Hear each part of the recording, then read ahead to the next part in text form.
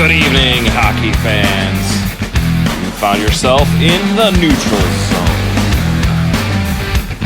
Tonight, Stanley Cup Finals are set. We're going to talk about how both teams got there. We're going to talk about Marchessault facing his former team. We're going to talk about some conference trophy superstitions.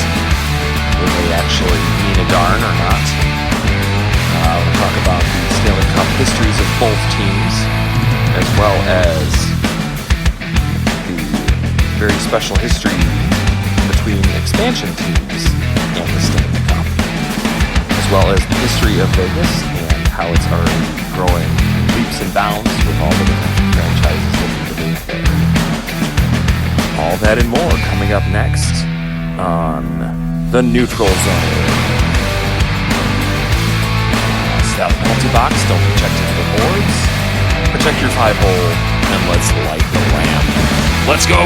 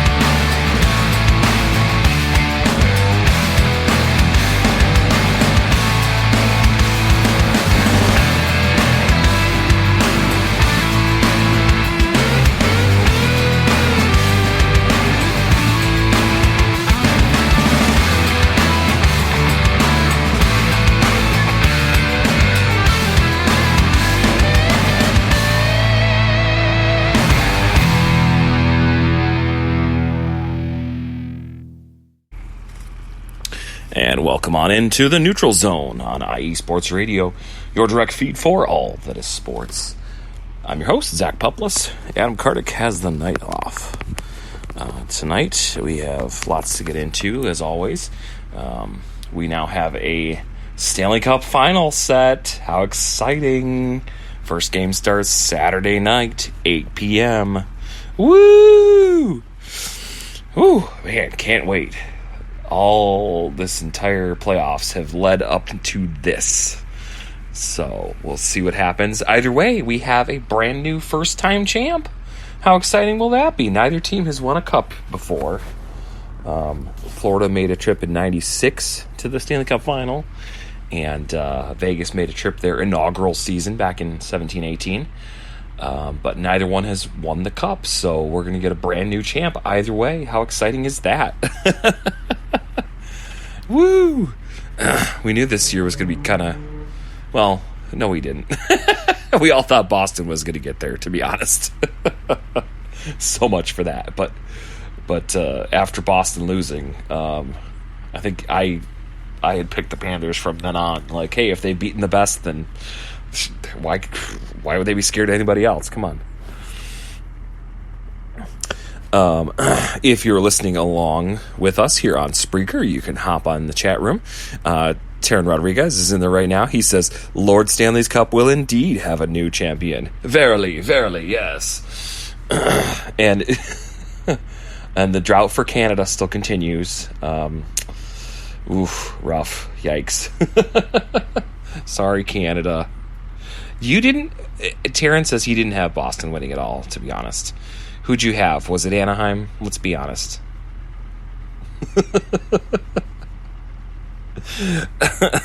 While we wait for Taryn's reply, we do have a little housekeeping to get into, as always. All right, for the last 9 years, IE Sports Radio has been bringing you amazing content, ranging from interviewing legendary athletes to building tailor-made shows dedicated to all major sports cities around the country. All the while, we've continued to be by the fans, for the fans, and with your help, we're ready to take the next step. When you go to our website, iesportsradio.com, you'll see our Patreon link with 5 different tiers. First one starting at just $5 a month. This donation gets you shout-outs on all 32 of our shows. Higher tiers include IE Sports Radio merchandise, access to our podcasting university, and even a chance to be featured on a segment of our flagship show, The Defining Moment. Thank you all very much for continuing to make IE Sports Radio your direct feed for all that is sports. That being said, we want to thank our Patreon supporters, Bay Area Raised, M. Los Great, Key to the Gate, as well as Anonymous. Taryn just says, oh, you just didn't trust Boston, period. Gotcha. Yeah, those Bostonites, my goodness.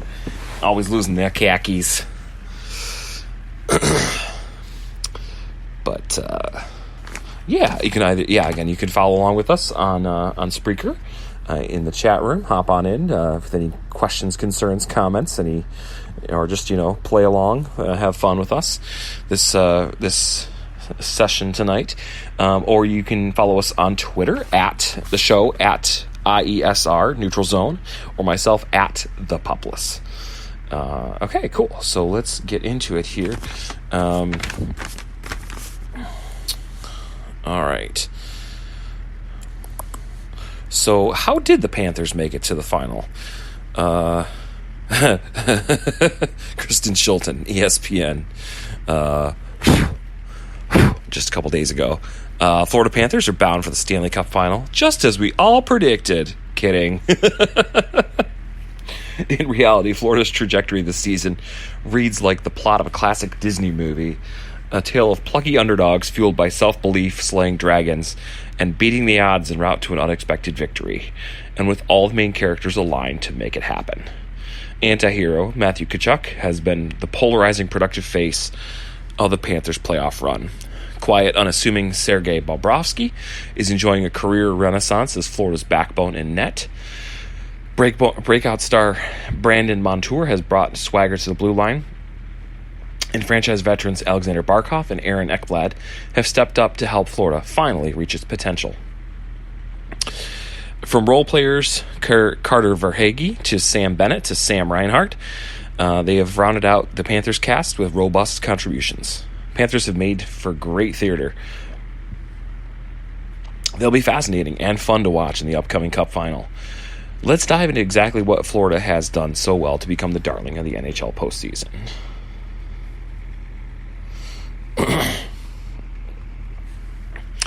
They are more than happy to be here. Florida's greatest superpower might be the element of surprise. Let's back up. The Panthers were bottom dwellers in the Atlantic Division for about 2/3 of the regular season. General manager Bill Zito stood pat at the trade deadline anyways, professing his faith in the already assembled group. It was a gutsy and seemingly questionable decision. Fast forward a few months, and Zito is a finalist for GM of the Year honors. Clearly, his gamble paid off. Florida went all out down the stretch to push past Pittsburgh at the 11th hour and secure the Eastern Conference's 8th and final playoff seed. The reward, a first-round meeting with the Boston Bruins, who had the best regular season in league history. Florida was unfazed and won the series 4-3. Next came the Toronto Maple Leafs, who made it out of the first round for the first time in like 20 years. Florida sent them packing 4-1. By the time the Panthers matched up with Carolina in the Eastern Conference Finals, they looked fully unstoppable and sent the Hurricanes home with a series sweep. Panthers haven't been weighed down by outside pressure. Heck, they weren't even the betting favorite in any game until they led Carolina 2-0 in the East Finals. If Florida found that disrespectful, it never showed. The Panthers are having too good a time to care. Quote, why play in this situation if you can't have fun with it? Mused Tkachuk ahead of Game 3 against the Hurricanes. There's no panic in our game. It's just so much fun coming to the rink every day. Every team wants to, quote, ignore the noise and truly tune out its critics. Florida has successfully done it. Panthers aren't burdened by history. They are uniquely themselves. That ability to live in and embrace the moment should be the should continue driving Florida. They talk about the maturation of Matthew Tkachuk. Last week I was saying that they definitely won this trade. the Panthers did with the Flames for Matthew Tkachuk. Like, he has... How many game winners did he have in the series against Carolina? At least 2 or 3? That's insane. All right, so if you missed it when Matthew Tkachuk was in Calgary, the forward has grown up a great deal since being pegged by some as a simple pest. He may be a pest, but he's actually a multifaceted pest. Tkachuk's refusal to sign a long-term deal with the Flames last summer facilitated his being traded to Florida in July for Jonathan Huberdeau, the Panthers' leading scorer in 21-22, and top 4 defenseman Mackenzie Weegar. Risky? Perhaps. But the Panthers made the move pay off. Tkachuk drove Florida's offense throughout a tumultuous regular season with a 40-goal, 109-point effort. He took center stage in willing the Panthers into the race for the final playoff spot, with a late-season burst, leaning into the us-against-the-world mentality. And he wasn't hurting Florida by taking bad penalties or stirring the pot.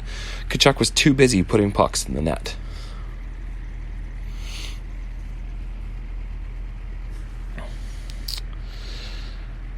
He's done that all postseason, and no goal was bigger than his game winner with 4.9 seconds remaining in Game 4 that finished off Carolina and put the Panthers in the Cup final. Yeah, I remember watching that, and Carolina had tied it up with just a couple minutes left to go, and I was like, no! But then, down to the last few seconds, and Tkachuk just, plops one right in the goal. That dagger with, no time left on the clock practically. It's like, well, good luck coming back from that, guys. Tkachuk has 9 goals, 21 points in 16 games, including the overtime winners in Game 1 and Game 2 against the Hurricanes. And sure, Tkachuk has been called for a penalty or 2 along the way, but that's also him dominating.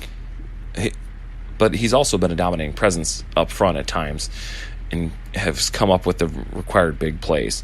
That's what Florida needed that's what Florida has needed most from its Hart Trophy candidate. There was a little video on ESPN with Chris Chelios saying that there's 2 big reasons why Florida could win the Cup, and they're both Conn Smythe nominees, Matthew Tkachuk and Sergei Bobrovsky, and they're playing with so much confidence. Their captain as well, Alexander Barkov. So that's what this article's saying too, is that it's Matthew Tkachuk and Bobrovsky. So more about Bobrovsky. He wasn't Florida's first choice as postseason starter, but Sergei Bobrovsky didn't let that stop him from being the team's finisher. When the Panthers' $10 million a year man in net went down with an illness in March, backup Alex Lyon took over in the crease and went on an improbable 6-1-1 run that aided Florida in capturing that coveted postseason spot. Naturally, coach Paul Maurice tapped Lyon to start the Panthers series against Boston. The journeyman went 1-1 in Game 3 when he gave up 5 goals and 30 shots and was replaced late in the third period by Bobrovsky. Maurice returned to Bobrovsky for Game 4, a loss for the Panthers, but stuck with a veteran anyways. Bobrovsky then rang up 3 straight wins to end the series with Boston on a high note. He improved further in the second round, holding Toronto's vaunted offense to only 2 goals per game. Bobrovsky became a real virtuoso in the conference finals, recalling his seasons in Columbus as a 2-time Vezina Trophy winner, while stymieing Carolina's shooters to the point of open frustration. After a 1-0 blanking in Game 3. Jesperi Kotkaniemi breaking his stick against the dressing room wall, anyone? Now Bobrovsky carries his impressive 11-2 postseason record and .935 save percentage and 2.21 goals against average into his first Cup Finals appearance. There's no doubt Bobrovsky being on this game will be a huge factor for Florida.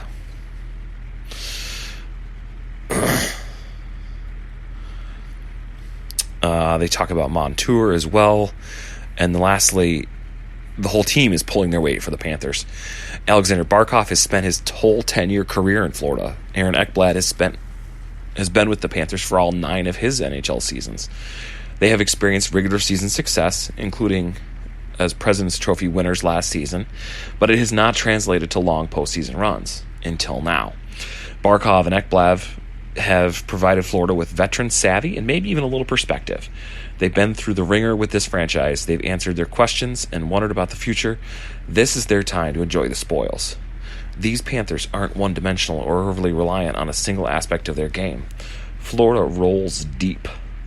Ekblad has been a linchpin on the blue line, bringing consistency and the same sort of stabilization Montour offers back there. Barkov has scored 4 goals and 14 points. 4 goals and 14 points in his first 15 playoff games. Then there are the guys who don't grab as many headlines. Carter Verhaeghe is coming off an unheralded 42-goal regular season and has kept scoring timely goals in the playoffs with 3 game winners. Sam Reinhart has batted in 2 game winners of his own. Sam Bennett has continuously aced his role as the ultimate setup man. And the list goes on. To summarize, Florida has beaten 3 teams that put too much stock in their so-called best players. The Panthers don't require such designations. Florida operates more like an orchestra where every instrument finds its moment to shine. The Panthers are making beautiful music that way. Really cool.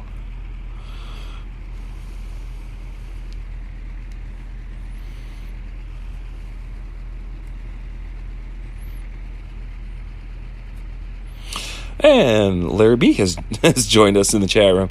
He says, I'm so torn. I don't know who I want to win. Golden Knights. Well, yeah.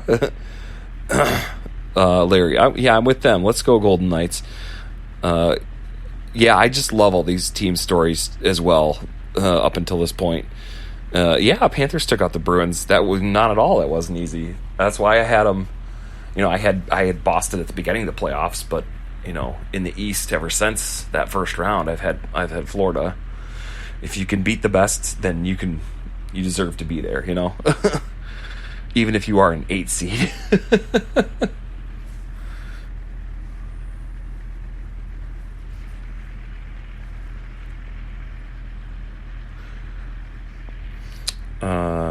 Okay, so Panthers Cup final run. Do you find it shocking? These factors predicted it. Like a 1990s moviegoers finding out Bruce Willis's character really was dead all along. Spoiler alert. The Florida Panthers' dominant run to the Stanley Cup final has taken us all by surprise. But what do these plot twists have in common? Well, we should have seen them coming. Florida surely left its own trail of breadcrumbs in the regular season, right? Some hidden Easter eggs that indicate just what could be possible for the Panthers if they made it into the postseason. The potential had to be there. Florida bullying its way through the Bruins, the Maple Leafs, and the Hurricanes could hardly be accidental. Sergei Bobrovsky standing on his head, Matthew Tkachuk wielding a game-winning hero's cape, unparalleled scoring depth, a breakout star on the blue line, Paul Maurice pushing the right buttons. These have all been some of Florida Gray's strengths over the last 16 games. Those seeds simply needed time to grow, so the Panthers could be at their best when this all-important time of year rolled around. Florida was, after all, only in a playoff spot for less than 30% of the season and didn't have a great shot at making the field until the final weeks. Plus, the Panthers required a little help from the Pittsburgh Penguins, losing their final 2 games against the lottery-bound Blackhawks and Columbus Blue Jackets to squeeze into the Eastern Conference's final postseason slot. The Panthers grabbed a tight grip on the opportunity and haven't let go. Florida's will and determination alone should have put the hockey world on notice that once the Panthers arrived, they'd make landfall with like a late summer hurricane. Wait, they beat the Hurricanes. Unpredictable, powerful, and impossible to ignore. Which brings us back to the original question. Should we have expected this from the Panthers? Well, let's rewind the tape and find out. Bullish on Bobrovsky. Matthew Tkachuk being clutch. Somebody had a tweet. Yeah, I remember seeing that in one of the games. And they had respelled Tkachuk. It was clutch Chuck. Matthew Tkachuk has rewritten his own script this season. That process began well before the playoffs. The postseason is merely highlighting how far Tkachuk has come, for those who may not have been paying close attention. The 25-year-old orchestrated his exit from Calgary last offseason by informing the Flames he would not be committing there long term. That was the first bet Tkachuk placed on himself. Calgary acquiesced by inking Tkachuk to an 8-year contract and then trading him to Florida for the start of a second act to his career. Tkachuk didn't get his due for much of the season, though. Florida was so bad early on, with their season so swiftly deemed over, that Tkachuk's prowess could fly easily under the radar. Meanwhile, he was having the time of his life, racking up a career-high 109 points and producing a second consecutive 40-plus goal season. And of those 40 goals, 6 were game winners, tied with Alexander Barkov for Florida's team lead in that category. When Florida needed him most, Tkachuk really turned up the heat. In the Panthers' final 16 games of the regular season, Tkachuk popped in 12 goals and added 13 assists. It was this type of stretch that helped earn Tkachuk his first Hart Trophy nomination of his career. Big-time stakes, big-time performance. Is there any wonder that with the larger stage in the playoffs, Tkachuk has risen to the occasion?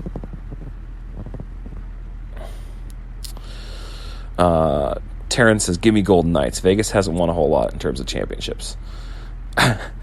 Well, yeah, up until 5-6 years ago, they didn't even have a team.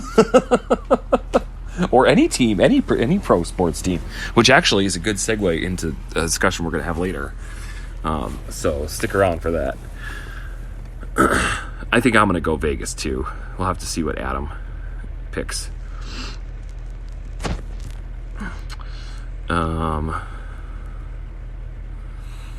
Okay, so her verdict, Tkachuk is doing it all for Florida, and he has for some time. If the Panthers' record and position in the standings were better, would it have made Tkachuk's dominance prior to the playoffs more obvious? Absolutely. The fact that he's emerged as the postseason's most timely scorer is no great shock. Braden Point, you have been usurped. Puck's found his stick when Florida needed positive outcomes in the regular season too. Panthers should count on that to continue in the Cup final. Let's go back to Bobrovsky real quick. So her verdict on Bobrovsky: pick your jaw up the next time Bobrovsky produces an eye-opening stop. Florida's $10 million man was earning his keep before the Panthers let loose in the playoffs. Now it's just a whole lot of fun to watch how exactly he'll keep a puck out of the cage. And lastly, she says, rolling in the deep. Florida's scoring depth is hitting all the right notes this postseason. Panthers have 15 skaters with at least 1 goal through 16 games. 5 are double-digit point totals. 6 have scored 1 or more game-winning goals. Even Bobrovsky appears on the score sheet with an assist. That one I got to look up. Being multifaceted up front is how Florida has stayed alive, while other teams, with success more tied to superstars driving the train, made early round exits. Florida flows, they adjust. It's more than picking up slack for one another. It's recognizing how to make the most of every individual's ability. Their verdict: Florida morphing into a proverbial Swiss Army knife of scoring talents? ? Low-key shocking. The playoff field is riddled with players going from regular season playmakers to postseason duds. The Panthers are doing the exact opposite. They've turned something that wasn't an obvious strength before into a crucial element of success. Score one for the "that's a surprise" side. They talk about Brandon Montour as well. Verdict: if you don't know, now you know. Montour is Florida's ace on the blue line. Aaron Ekblad and Gustav Forsling have played their part as well, but Montour's coming out party in the playoffs isn't some flash-in-the-pan example of overnight success. He put in the work to thrive at the hardest time of the year. If he hadn't, Florida might have hit the golf course a couple weeks ago. Lastly, Paul Maurice making it work. Paul Maurice sent ripples through the hockey sphere when he resigned as head coach of the Winnipeg Jets in December of 2021. Would the veteran bench boss land on his feet somewhere else, or would other teams be wary of hiring him? The answer came when Florida GM Bill Zito opted to hire Maurice last summer instead of sticking with interim coach Andrew Brunette. Considering Brunette had taken over from Joel Quenneville and led the Panthers to a President's Trophy winning season, it was a somewhat shocking decision to bring Maurice on instead. Key word being was. Maurice's hiring now looks like a hit. Tkachuk said Maurice makes it fun coming to the rink. There's a sense Maurice allows the Panthers to be themselves, an often rare quality in longtime coaches who can trend towards a stick-in-the-mud territory that doesn't jive with this new generation of players.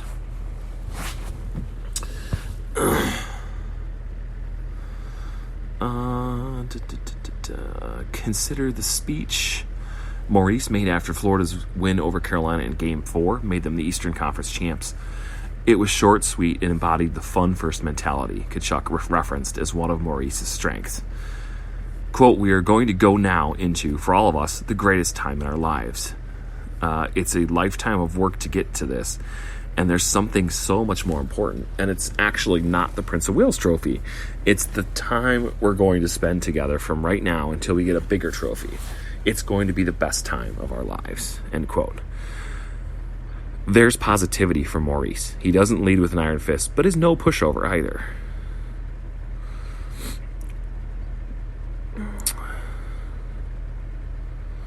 He'll defend a player just as soon as call him out, but only when it's warranted. Maurice wants the Panthers to embrace the moment without letting in outside pressure, and that balance has kept Florida on track through every up and down of the postseason.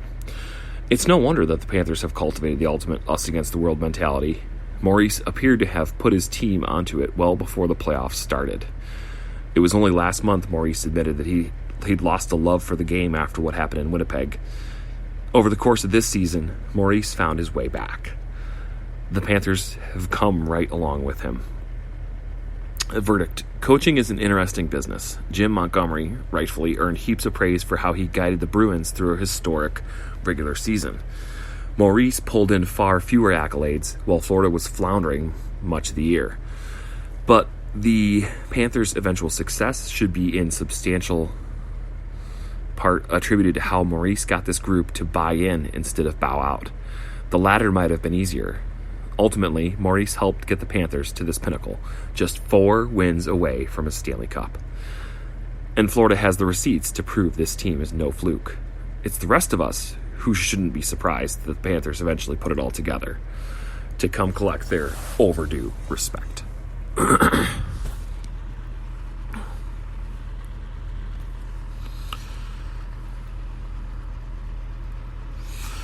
Okay, cool. We are going to catch a break and be right back. You're listening to The Neutral Zone on IE Sports Radio, your direct feed for all that is sports. We'll be back.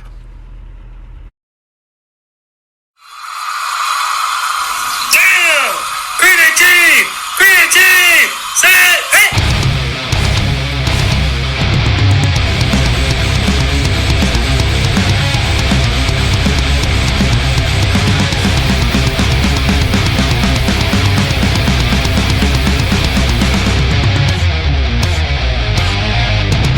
What's going on, football fans? This is me, your boy Larry, inviting you to join myself, Callum Reynolds, Mike Pat, and John Felipe for one of the most electrifying football shows you have ever heard. 3 and Out, right here at IE Sports Radio. Recap of the week before, a preview of what's to come, and of course, 3 hardcore head-to-head prime-time face-offs each week. You don't want to miss it.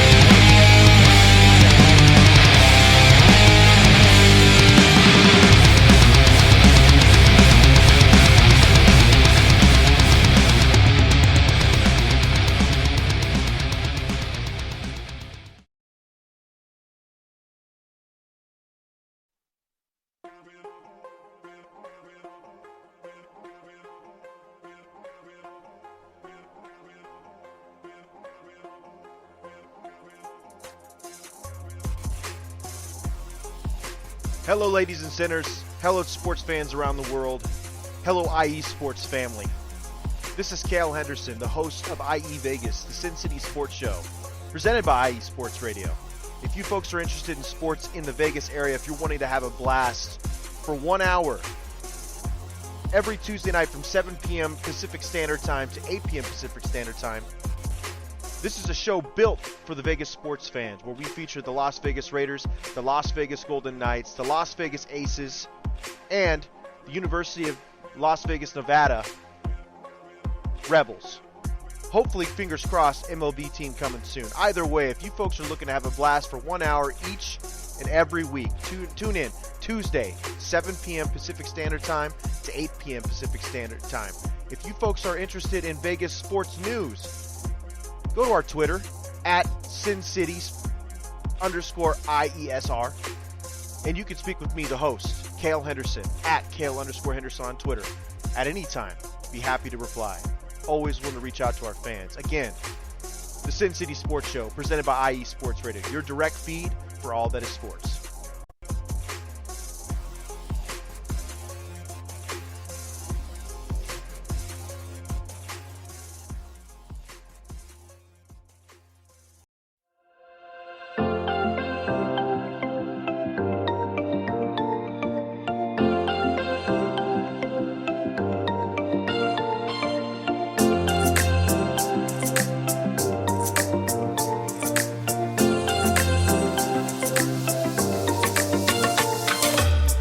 Are you a fan of Buffalo sports?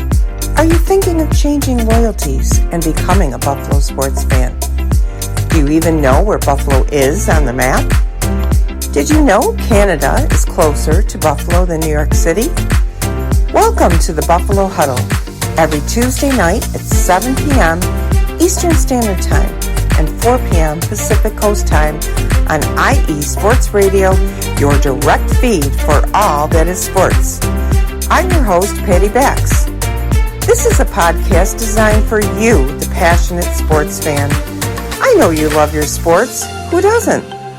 I cover Buffalo sports and so much more by bringing in the human elements. I call it Buffalo Sports with a Twist.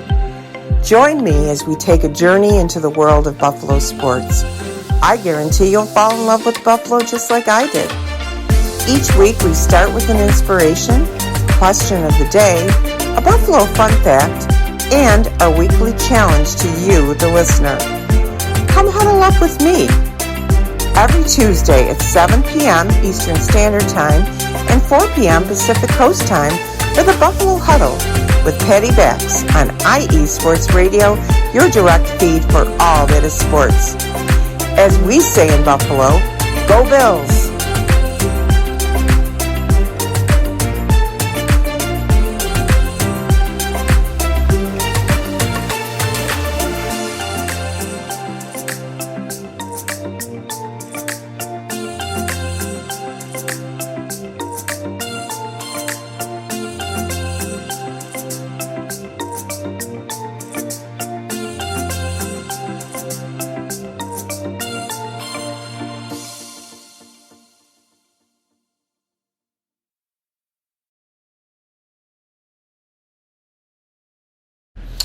And we're back to the Neutral Zone on IE Sports Radio, your direct feed for all that is sports.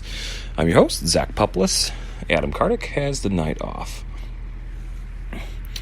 Okay, so in the chat room a little bit ago, Taryn kind of foreshadowed this for us in the talk of Vegas and how, you know, there's not a lot of other teams in Vegas that have won championships. Well, I was listening to the radio on the way to work this morning, and they were talking about how for the longest time Vegas, you know, had this black eye that because of the gambling and how, you know, they didn't want teams didn't want to have their home there. They didn't want to have a Vegas franchise because it'd be a black eye with the gambling and the sports betting and you know, oh, Pete Rose to the nth degree, you know, that kind of stuff. But Bill Foley, the guy that started the Vegas Golden Knights, he is the one that had wanted a team there, and he was originally in the Army, I think, and he wanted to name it the Army, the Vegas Black Knights after the Army Black Knights. Well, the Army said no. So he's, okay, well, there's a lot of gold and silver mined in Nevada. We'll call them the Golden Knights then. Well, that, and people didn't think like the town would be big enough to support a franchise, and there's too much of a transient population coming and going, and on spring break, and or for New Year's and so on. But no, I mean, he Bill Foley defied the odds bringing the Knights to Vegas, and they've been gangbusters ever since. I think they've said that they sold out like every single game that they've had so far in the last 5-6 years of their existence. And now this is going to be their second time going to the Stanley Cup, to the Stanley Cup final. They were 4 wins away back in their first year, but they lost it to Washington, a matchup of 2 teams who had never won the Cup before. And now they're in the very similar scenario. They're back to the Cup final, and they're in a matchup of teams that neither team has ever won the Cup. So whoever wins is going to be a first-timer. And, hopefully it's them this time. But, hey, if Florida wins it, they more than deserve it as well, the way they destroyed, or where they beat Boston, beat the best team in the league this year, plus, 2 others along the way. But because of the success of the Golden Knights, it has paved the way for other teams to want to move there. They already had the Aces in the WNBA, but the Las Vegas Raiders, or the Oakland Raiders, decided to move to Las Vegas and play in a giant Roomba. I mean, Allegiant Air Stadium, yeah. But now there's even talk of an MLB team coming. The other Oakland franchise is looking to get out to the Oakland Athletics, and also become a Las Vegas franchise instead. And I think it's already been approved by the Nevada governor, so that could be coming sooner than later. But all it took was one man's idea and one man's vision to get this whole ball rolling, and I'm sure he's just dumbfounded with how big this vision has gotten and where it's gotten to. So, okay. Speaking of expansion franchises, I heard this in the game last night. In the expansion era only Edmonton, St. Louis, and now Vegas have made the Cup final twice in their first 6 years of existence. How crazy is that? I mean, especially to be in such rare air with Edmonton. I'm sure that's, it was probably, in there with the Wayne Gretzky era at some point, is my guess. But yeah, so we've talked about Florida a lot, so this is a good transition point. 3 storylines to watch for Panthers versus Golden Knights Stanley Cup Finals. Florida and Vegas enter the Stanley Cup Finals riding a wave of momentum. The stage is set. Matthew Tkachuk and the Florida Panthers will battle Jack Eichel and the Vegasville Golden Knights in the battle in the 2023 Stanley Cup Finals after both squads won their respective conference finals matchups. Panthers swept the Hurricanes, while the Golden Knights defeated the Stars 4-2. Here are 3 storylines to watch for in the 2023 Stanley Cup Finals. Who wins their first Stanley Cup? This isn't your typical Stanley Cup Finals matchup. Rather than historic original 6 teams, the Panthers and the Golden Knights have brief histories in the NHL. Florida played its inaugural season in '93, the 77th season in NHL history. Over the last 29 years, Panthers have made the postseason 9 times. They appeared in the Stanley Cup Finals just once in '96, getting swept by the Colorado Avalanche. Vegas is in just its 6th season after being added as an expansion team in '17. The franchise was a contender immediately, making the Stanley Cup Finals in its inaugural season before losing 4-1 to the Washington Capitals. Golden Knights have made the playoffs in 5 of their 6 seasons, but like the Panthers, are still seeking their first Stanley Cup win. Matthew Tkachuk, Sergei Bobrovsky are both chasing history for Florida. Let's see. Well, the Panthers weren't technically a number 8 seed based on the NHL's playoff seeding rules. They were the lowest wildcard team and had the fewest points of any postseason participant with 92. The only number 8 seed to ever win the Stanley Cup Finals was the LA Kings back in 2012. But the parallels between this team and the only other Florida squad to make the Cup Finals, 96, are uncanny. Both teams finished with 92 points, and both defeated the heavily favored Boston Bruins in the opening round. Wow. Gosh, no wonder. They figure they're a team of destiny.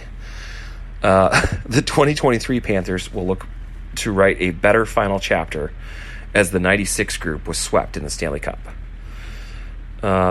Lastly, Bruce Cassidy looking to do what his old team couldn't. Bruce Cassidy had an impressive 6-year run with the Bruins from 16 to 22, making the playoffs each year and losing in the Stanley Cup Finals in 2019. The 58-year-old coach was fired last year and quickly scooped up by Vegas. Now he's on the verge of winning it all in his first season with the team.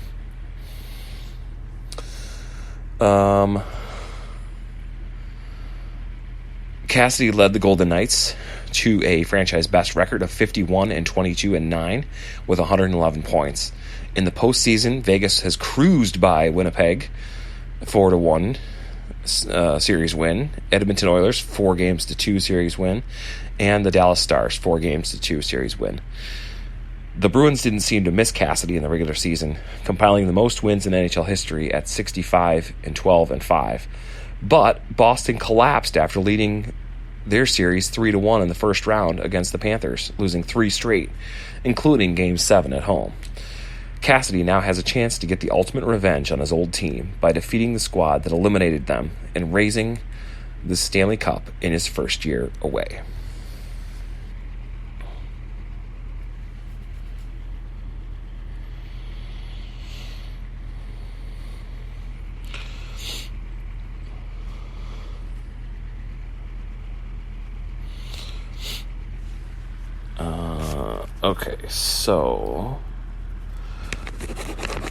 That brings us to more about Vegas. So how did Vegas make it to the Stanley Cup Final? The not-so-long national nightmare has ended. The Vegas Golden Knights are in their Stanley Cup Final for the second time in their 6th year of existence.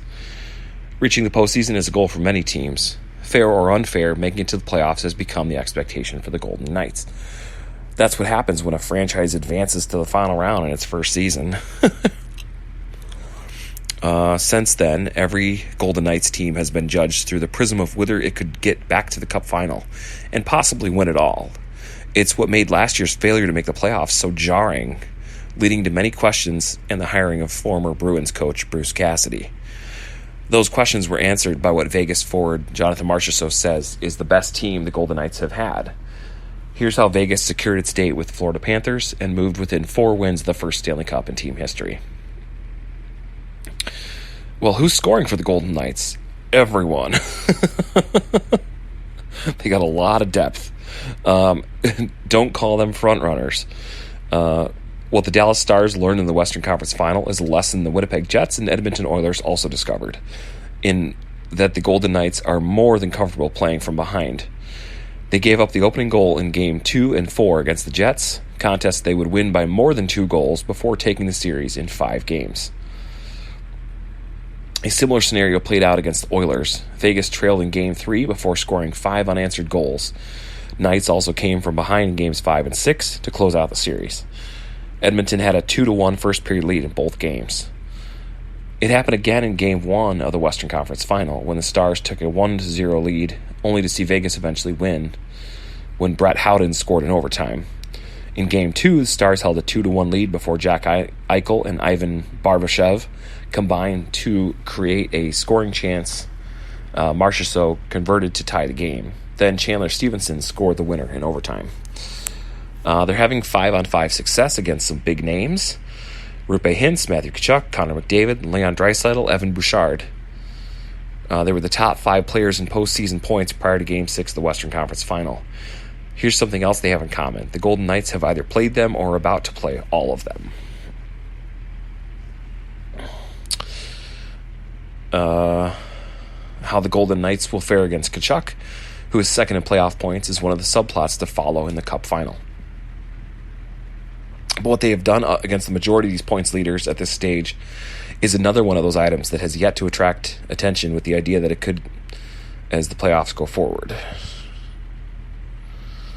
Okay, king of the Adin Hill. 1 game. That's the amount of combined playoff experience that Laurent Brossoit and Adin Hill shared entering this postseason. Brossoit answered a few of the questions about his inexperience when he won 5 of his first 7 starts and helped the Golden Knights reach the second round. But questions resurfaced when Brossoit sustained an early injury in Game 3 against the Oilers in the second round. Enter Hill, who relieved Brossoit in his first career playoff outing. Hill shut out the Oilers on 24 saves the rest of the way in a 5-1 Vegas win. All told, Hill enters the Stanley Cup final with a 7-3 record, a 2.3 goals against average, and a .932 save percentage. Aside from the 4-1 defeat in Game 4 against the Oilers, Hill's worst performance came in Game 5 against Dallas, when he allowed 4 goals on 34 shots. Among goalies with at least 8 games played this postseason, Hill is in the top 5 in goals against average and save percentage.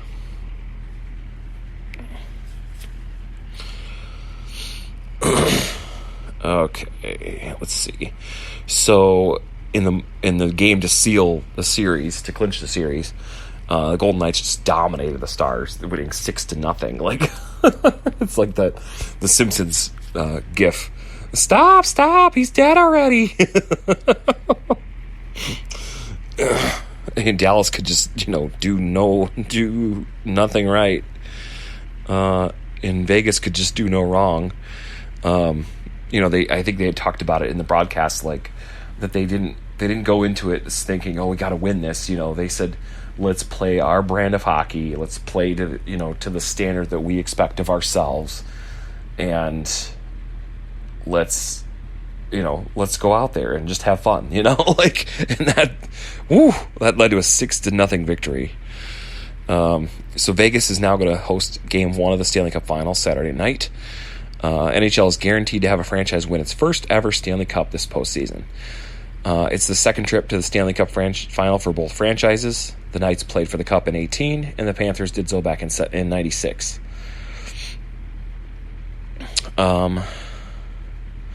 Vegas center William Karlsson, one of 6 players from the Stanley Cup run in the franchise's inaugural season, said, "First trip was just kind of overwhelming. You've never been there before. Maybe you took it for granted a little bit back then. 5 years later, there's been ups and downs. You realize that this opportunity doesn't come around too often." Karlsson scored twice. Goalie Adin Hill made 23 saves in the Game 6 win, one of the more lopsided games in the 2023 playoffs. They had at least 2 games that were quite lopsided in that series. Stars were eliminated after trailing the series 3-0 and rallying for 2 wins. Teams that take a 3-0 lead in the Stanley Cup playoffs now have an all-time series record of 202-4. Whew! Teams that hold the lead in the round before the Cup final are now 48-0 all-time, with both the Golden Knights and Panthers adding to that total in their respective conference finals. Stars center Joe Pavelski says, "This was a great opportunity. It was. It takes a big effort to get here, and guys gave everything they had. It definitely hurts. You always think there's something else out there for you, something more you can do, but we came up short." Dallas coach Peter DeBoer, formerly of Vegas, lost his revenge tour. He said his team expended more energy leading up to Game 6 than its opponents did. Quote, "I think Vegas went to another level and maybe one too many nights of us going to the well in an elimination game. That was our 4th. Vegas hasn't played one yet, DeBoer said. Every time you go into an elimination game, it takes a toll physically and mentally. It's hard to fill that tank over and over again. I didn't think that there was a lot left tonight.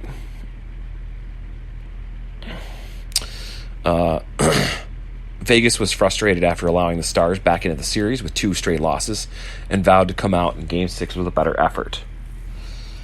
The team had a meeting after Game 5 in which players and coaches aired their concerns about their play and discussed where the team's killer instinct had gone. We had a little honest conversation about that last night, about what's in front of us. It's okay to dream a little bit once we get that 4th one. We talked about what prevented them from doing it in previous years. We talked openly about it, Vegas coach Bruce Cassidy said. I thought we did a really good job handling those conversations and getting back to work. To a man, they all brought their A game.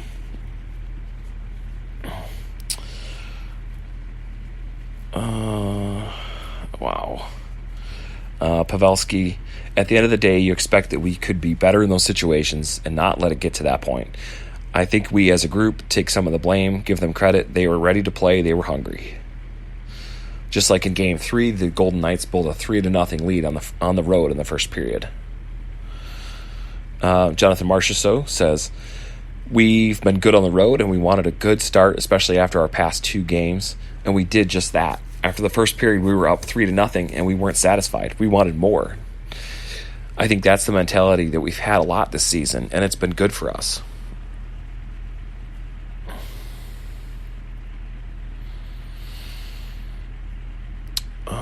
Let's see.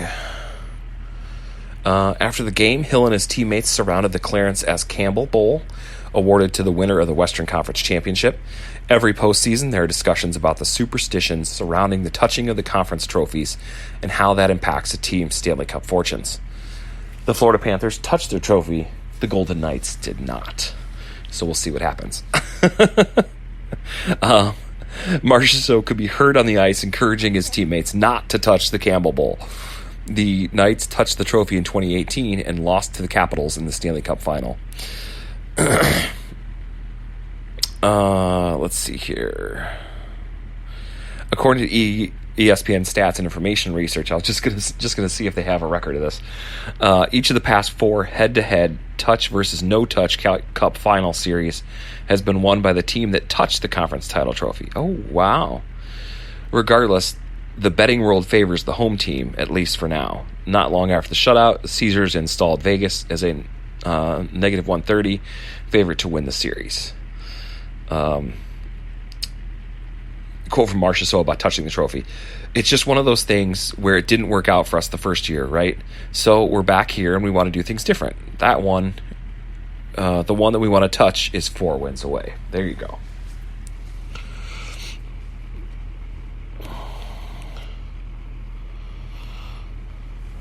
Okay, so a little more on that from Greg Wyshynski, ESPN.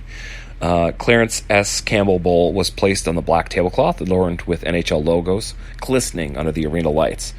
It was presented to the Vegas Golden Knights, who eliminated the Dallas Stars in Game 6 of the Western Conference Finals Monday night to advance to the Stanley Cup Final.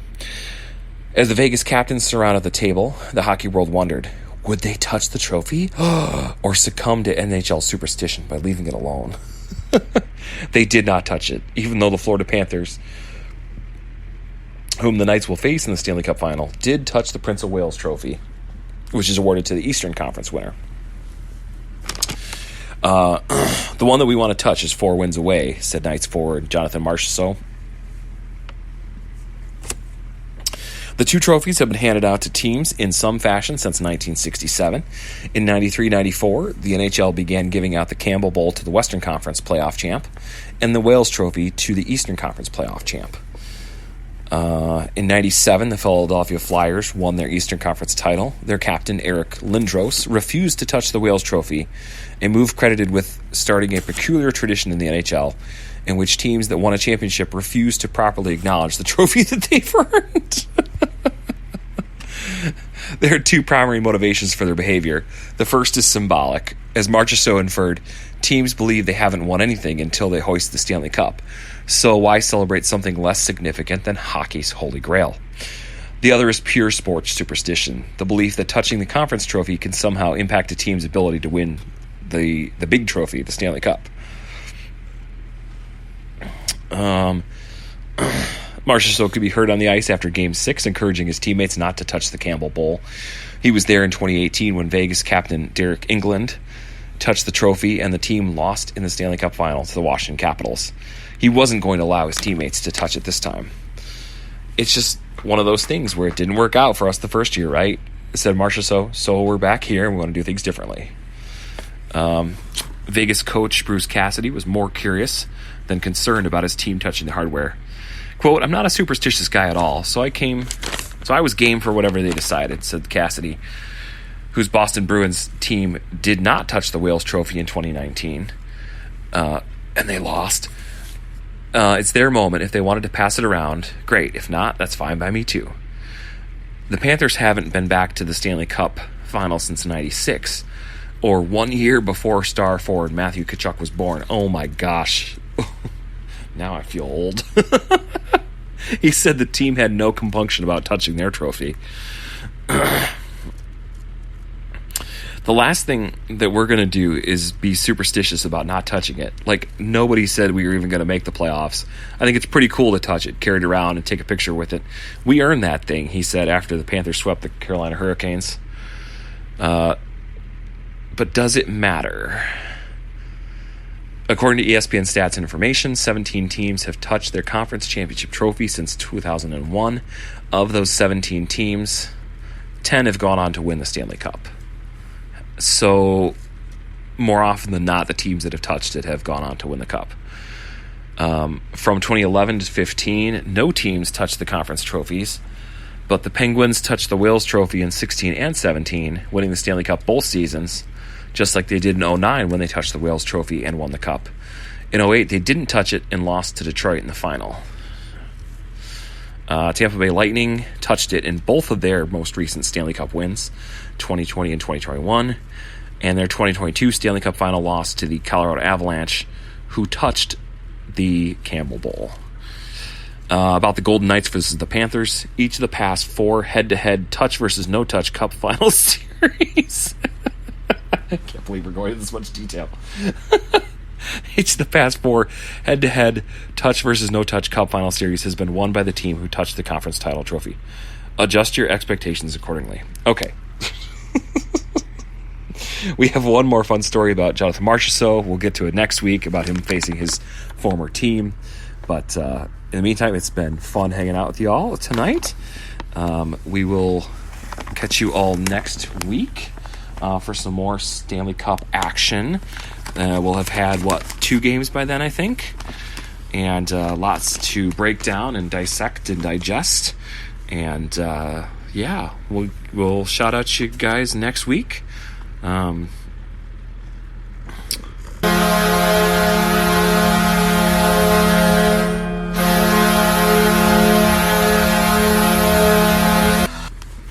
There's the horn, which means it's time to get out of here.